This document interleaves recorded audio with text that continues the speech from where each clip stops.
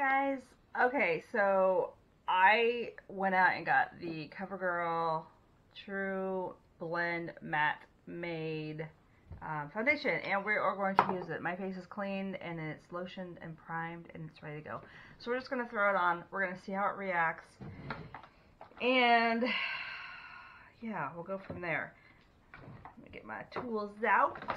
Okay, first thing I have to do is put on my concealer.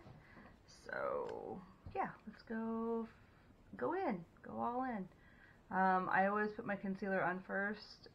With my age and my skin, I can't have a ton of product under my eyes because it has fine lines and wrinkles and all that bullcrap that comes along with being a little older person. So anything has a chance to, and I'm using the wrong freaking blender. Son of a bucket. Okay.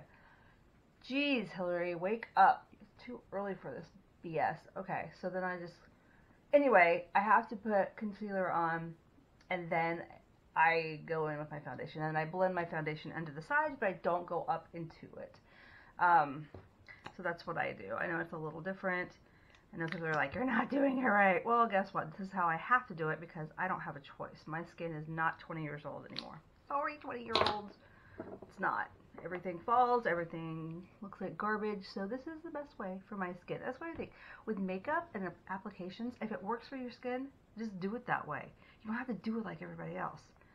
Do what makes your skin looks good. This is what I do. Okay. So then I just blend it in. Ugh. And my eyes are super sensitive. So right now, the weather outside is garbage because it's hot and humid, and farmers are in the field, which I love my farmers. I was raised on a farm, but they don't like me. Not the allergies. Okay, I gotta get a different mirror because, first of all, this mirror I'm using right now isn't working out the best. Okay. So we're just going to blend it up. It does take me a little bit longer to blend. And also I try to avoid putting any foundation or excessive makeup in this area. I lovingly call it my trench because everything that falls in there dies. Streaks, piles up, it looks like garbage. Garbage. So then I just don't put anything in there. I know, I've learned. Okay. Shake this up.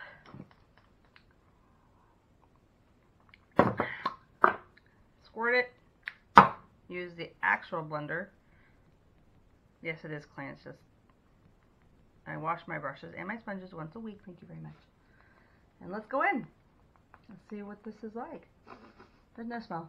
If you guys were children of the 80s, I don't know how many youngin childrens we have on here, but I grew up in the 80s, and CoverGirl clean makeup was everything, and it had this Noxzema smell. Also, children of the 80s used Noxzema for everything. It was like the cure-all for your life.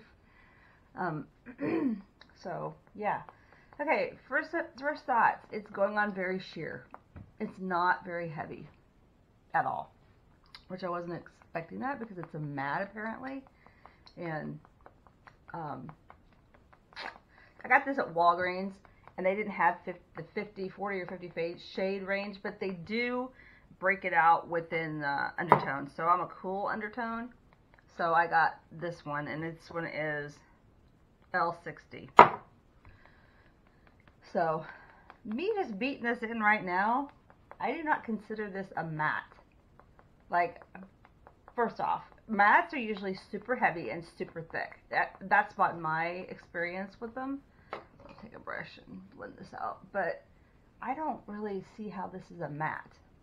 And it's not full coverage. Like, you can still see some of my, like, areas of discoloration on my face that, like, Fenty's matte. Fenty Beauty, Fenty Foundation is 100% matte. Like, you ain't getting nowhere with that shit. And it covers everything. Like, literally everything. I love a good matte in the summer, but this is not. This ain't as this. This is not matte. This is, look, this is like what, third application. It's still, Yeah, I don't know. It's not matte. I'm not mad at it. Like, it's not sticky. It's soft. It's not terrible. See, this is the trench. I don't see. So then I have to come through here and just lightly put stuff in, because otherwise it's gonna look like garbage and it'll streak. And yeah, I do put foundation on my lips because I put lip gloss or lipstick and it feathers because of my lines and my trench. So we'll just blend this out as well. I don't know. And I don't hate it, but it's not. I would not consider this a matte, like, by any means. It's probably a tick too light for my face too, because, you know, drugstores don't have freaking samples, which sucks. So then you really have to decide if I want to buy 1 bottle or 2 bottles. And sometimes you're a babe on a budget like me, and you're like, I can't afford 2 bottles, even though it's drugstore, because you have bills to pay. So then you're like, okay, this is my undertone. I'm gonna wing it. It's not bad. Like, it doesn't look terrible, like, at all. It's not too dark. It's not oxidizing. I found that out last night after I bought it, and I threw it on my arm. It doesn't oxidize at all. What in God's name is on my shirt? What the frick, French? You guys seeing this? Look at this shit. Ugh. There is something, I don't know, annoying. Okay, back to pounding. But yeah, I lost my train of thought. That's annoying. This is a clean shirt. Okay. But yeah, drugstore brands, for whatever reason, have not figured out that they need to have samples. Like, my local Walgreens does a pretty good job with the NYX display. Like, it does a good job. Like, they have samples out and you can test them, but, or testers, or samples, whatever the hell you want to call them. But usually, like, Revlon, Maybelline, CoverGirl, which I don't use Revlon or Maybelline because they are not cruelty-free. CoverGirl recently is cruelty-free, and that's the only reason why I'm using this. But there's never testers, there's never samples, so then you're, like, winging it.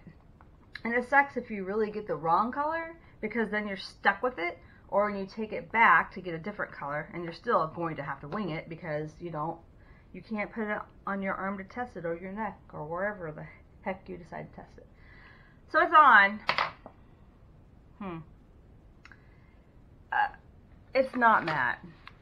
It's not a matte foundation. It says it wears for 12 hours, so we're gonna wear it all day. Usually everything starts to break down in hour 6 to 8. Usually. Everything that I've ever worn has decided that, except for my IT Cosmetics and Fenty foundation.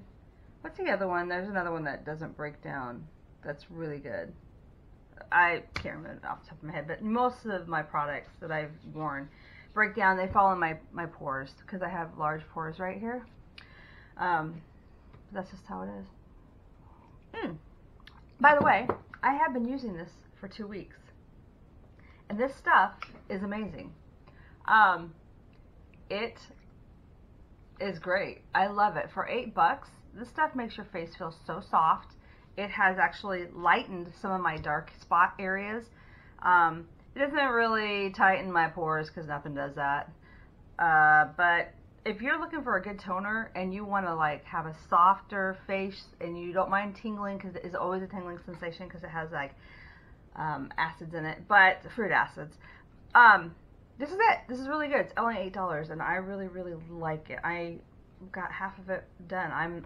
Hopefully we'll make it through the month. If not, I'll buy a new one. I'm definitely going to keep using it because I really, really like it.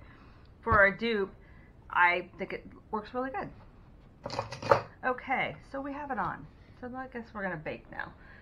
It's a light bake, nothing too crazy. Now, I am using a product that I realize, sadly, is not cruelty-free. But I'm not that person that, I got this as a present, and I didn't tell them, hey, here's a list of cruelty-free items. I'm not like that. So I just accepted it, and I'm going to use it because I'm not wasteful. But I do realize, and it sucks because this, I haven't tried Jeffree Star setting powder, but this setting powder is literally the best I've ever used. So don't come for me. I'm sorry. It wasn't it wasn't on purpose, it was a present, and I'm just not a wasteful person, so I'm just gonna use it up, and then we'll go from there. I do have other setting powders. I don't like them as much as I like this one, so like I said, don't be mad at me. I didn't tell them not to buy it because it was a present. I'm just not like that. Like, if people's gonna buy me something, I'm gonna accept it, and that's just how it is. So I lightly put powder under my eyes when I bake, just a light, because like I said, everything falls in. This stuff, it works really, really well. It doesn't totally fall in, and it doesn't exaggerate my lines, and that's what I have with some powders. It exaggerates my lines, which is god awful. Now I'm just gonna run a brush through here just to kind of set the foundation, because it is a little tacky, and then up here too. But I'm gonna leave the cheeks alone for a little bit, so we're good there. Okay, everything's falling. Everything's going to hell. Okay, I am going to do my brows next, but I'm going to do them off camera because they seem to take a god-awful amount of time. Okay, this is the last time I'm going to try this. I've literally tried to film this like 5 times. It's hot out, my skin is gross, but the foundation is holding. It's not falling into my pores or my trench. It's not doing that streaky mess. It's not transferring. It's not a matte coverage. It is a sheer coverage, but the part that I like about it is that it's buildable and it doesn't look cakey. So once you start putting it on, you'll see that it's very sheer, but you can build on top of it and it doesn't look cakey. And so I was kind of worried about that because I did quite a bit this morning, and I figured it would fall in my pores and it would look awful, but so far it's done really, really well. So I'm going to try to look at it at 8 o'clock, do a 12-hour check-in, and see where we're at. Usually about 8 hours in is when stuff starts to fall apart, but I think we'll be okay with this one. So far, so good. Okay guys, just checking in. So it's been about 9.5 hours now. It's like 5:30 right now, and surprisingly, it's not breaking down. I fully expected it to like be busting up into my pores, to be hiding out in my trench area, to be just a jacked up mess, and it's not. The concealer, however, is starting to break apart. That is normal. Usually by this time, my concealer is trash.